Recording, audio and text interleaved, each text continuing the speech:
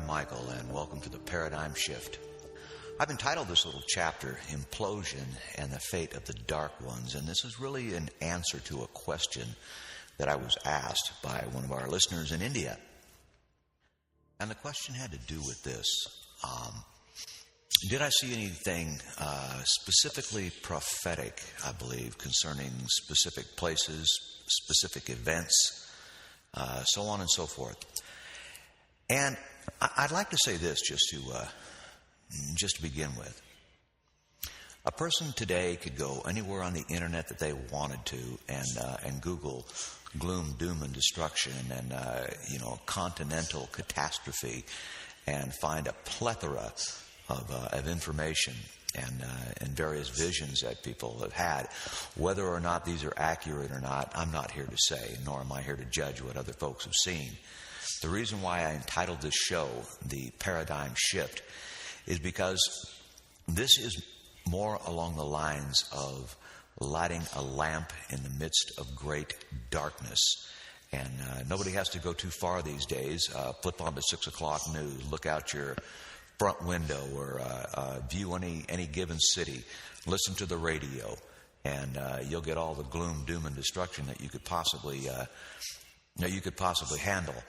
And what happens to us sometimes is we tend to get addicted to fear.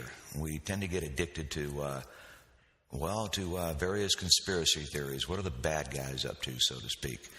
And I've often heard people say it's important to know what the dark side is up to so that we can combat it.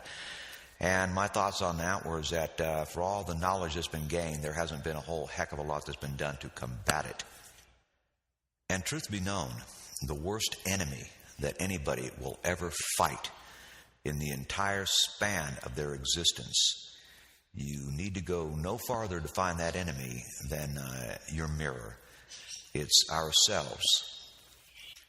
Now, that may be a hard pill to swallow for some, that we are our own worst enemy. However, when we choose to let our focus be continually upon darkness, upon evil, we attract it to ourselves. Like a neodymium magnet, we attract it to ourselves. And so the trick, if you will, is to not continually stare into the darkness vis-a-vis the multitude of conspiracy theories, the multitude of bad news on the television or the radio. That's not the trick, because the longer you stare into the darkness, the darker it gets. However, that's why in life, for all of us, we need to make the great shift. And that's to shift, in a sense, from staring at the darkness to staring into the light. Because the same thing holds true for those who want to behold the light. The longer you stare into it, the longer you focus on it, the brighter it gets. So the object of this show is not to impart to you despair, hopelessness,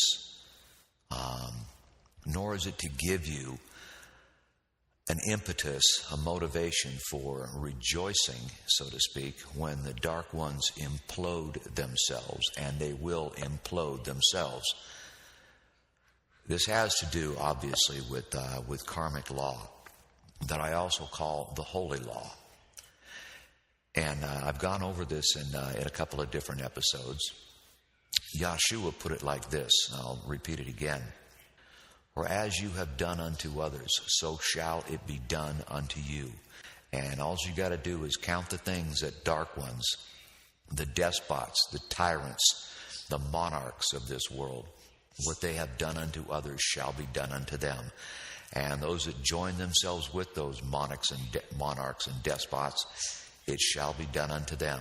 And in this life, things are speeding up so rapidly that they will implode upon themselves. They will turn upon themselves. They are the instruments of their own destruction. You don't need to lift a hand to do anything. There is no escape from the dark side of karmic law. There is no escape unless one chooses to make the shift and turn away what they've been doing Turn away from what they've been doing and turn back to the light, because that's where you're going to find your hope. That's where you're going to find your joy. And that's where you're going to find the threshold of entering into the paradigm shift. Now, when I say you don't need to lift your hand to do anything, what I really mean by that is you don't need to lift a destroying hand upon these folks. Because the higher the vibrations that you generate out of the essence of your being, all right, the higher the vibrations, okay, these folks cannot handle being around that. It drives them crazy. It drives them insane. And I suppose what folks really want to know is that will we be able to outlast them? And the answer to that is yes. It is obviously yes. You have a great many allies that are unseen. I want to refer you back to an event that happened in history. And those of you who are Jewish or Messianic or Christian, you'll know this story quite well. When Moses and the children of Israel were about to enter the Promised Land the first time, Moses sent out 12 spies to go spy out the land and come back and tell the people, how magnificent it was. A land flowing with milk and honey, and magnificent orchards, and clusters of grapes that were as big as basketballs. They were huge. These guys had to carry these clusters back upon poles, because they were too big to carry by hand. Anyway, so what happened is that the 12 spies came back. And the 12, I suppose you could call them, Israelite recon rangers or Israelite SEALs. Anyway, they come back. And what they had seen in the land was Nephilim. And 10 of these guys got absolutely freaked out when they saw the Nephilim, the giants in the land. So they came back, and that's the only thing that they focused on was the Nephilim. They didn't focus on that land flowing with milk and honey. They didn't focus upon fruit so succulent, that you could feast on it for days and days and days and not have to go back to your apple tree and pick off another apple. The only thing they focused on was the darkness. The only thing they focused on was the fear. And because that's what they focused on, they imparted that fear to the entire nation. It didn't matter that there was only 2 men, Joshua and Caleb, that came back and said, hey, this is going to be a walk in the park here. You saw what Yahweh did in Egypt. Well, he's going to do the same thing in the Promised Land. The people couldn't believe it at that point. They were so filled, so discouraged, so full of despair over the report of the 10 who had nothing to say that was any good, except, they didn't have anything good to say. And that destroyed an entire nation, with the exception of all of those who were under the age of 20. And, of course, Joshua and Caleb themselves who said, look, Yahweh's going to open up a can of whoop ass, and all we got to do is follow his lead, and everything's going to be okay. But the people could not hear that at that point. They'd been too filled with despair, fear, intimidation, and they were horribly, horribly discouraged. So, not wanting to fall into the same trap. Okay, yes, there are bad guys out there, so what? And are you going to be able to outlast their own destruction? Yes, you will. If you will begin, if you haven't done so already, to behold what we call the light. All right? Darkness has never at any time overcome light. And there are tremendous examples that you can, tremendous little experiments that you can do any day you want to. And just go into the bathroom, turn off the lights, and flick on a Bic lighter. And you tell me who flees, the light or the darkness. And the same thing is true in spiritual physics. The same thing is true. That's why I'm saying the higher the vibrations that you generate, you are generating light. You're generating truth. You're generating joy. You're generating all things worthwhile in life. And as you do that, the transition from this age of destruction that the entire planet has been under for a multitude of millennia, you will you're going to blend in with the age of peace that is swiftly coming upon us. However, you need to learn how to enter into peace, and that's like learning how to dwell, if you will, in the eye of the storm. In the eye of the storm, in the eye of a hurricane, it is quite calm and quite peaceful. And even though that seems to be what's going on in our midst, wholesale destruction, spiritual hurricanes, whirlwinds, you name it. I mean, come on, just like I say, flip on the 6 o'clock news and you'll see this stuff everywhere. But the trick is to dwell in the eye of the storm, because the storms will subside. And here's another little piece of information for you to think about. And it goes like this: as it is within, so it is without.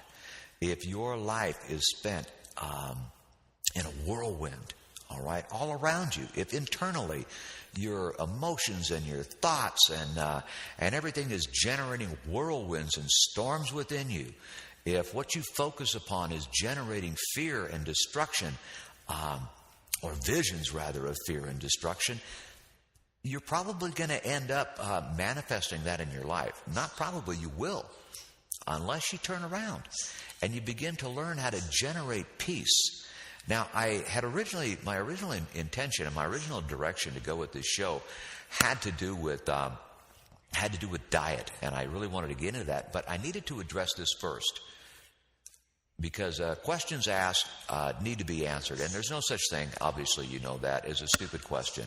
And that was not in any way, shape, or form a stupid question about did I see anything specifically prophetic about the destruction of, say, Africa, or the destruction of the United States, or, as I say, continental catastrophes.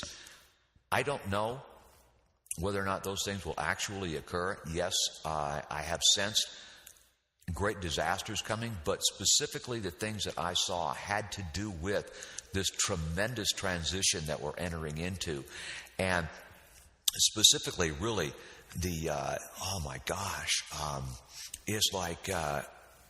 it's like the paradigm shift when you enter into it is kind of like going from hell to paradise. And paradise upon this planet is where we are headed. Yes, there is a transition period. Obviously, there is.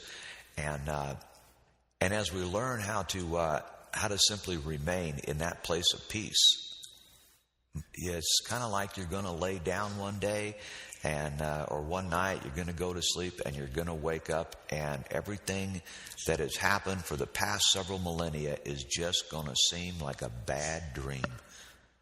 Because when you wake up, the sun is going to be shining, and it's going to be like springtime. And for me, one of the things I love about spring is the smell of the lilacs. For some reason, lilacs just really trip me out in the springtime, and I love the smell of new growth, of the green springing up again. I live in a place where the winters can be pretty tough sometimes, and so springtime is particularly special to me, and that's really what's in a sense that's what's happening. We're transitioning from a galactic winter, from a global winter, into a global springtime, and it's only going to get better and better and better. But the thing is that find the eye of the storm, if that's where your life is, and find that place of peace. And it's not that difficult to do.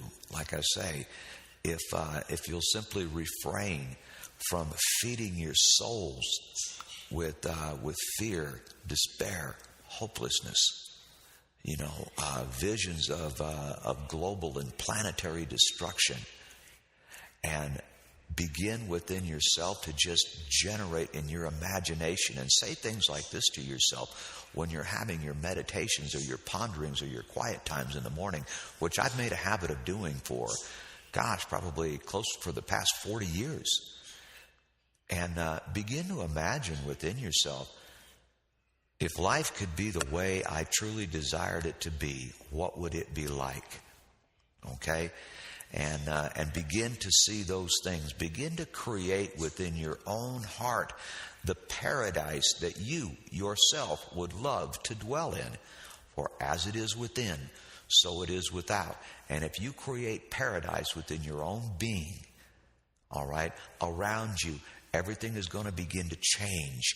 Around you, these things are going to begin to manifest within you. So as you generate visions within yourself of paradise, be patient. It will come. It will manifest, because what you visualize will materialize. And I'm Michael, and this has been the Paradigm Shift. And I'll be talking to you again in a couple of days, because I've got to get back to the what I wanted to show you about the diet that we're going to be having in paradise.